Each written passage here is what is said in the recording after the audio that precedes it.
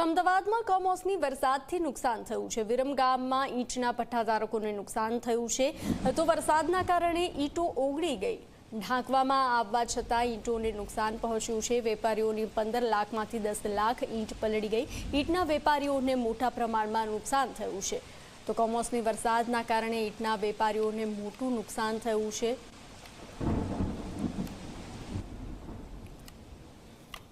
ઈંટોના ભઠ્ઠા ઉપર અમારા બહુ નુકસાન થયું છે।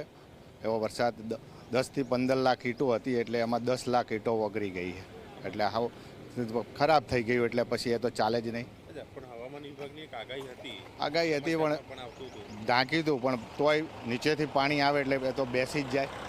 અંદર પાણી પડ્યું એટલું ભરાણું અંદર એક લગભગ 5 ઇંચ પાણી અંદર, એટલે પાણી ચાલે એટલે ઈંટો નીચેથી ઓગળે એટલે ઉપર બધું પડી જ જાય। એટલે અહીંયા 3 ભઠ્ઠા છે, એવા 3 ભઠ્ઠાવાળાને એટલું જ નુકસાન થયું।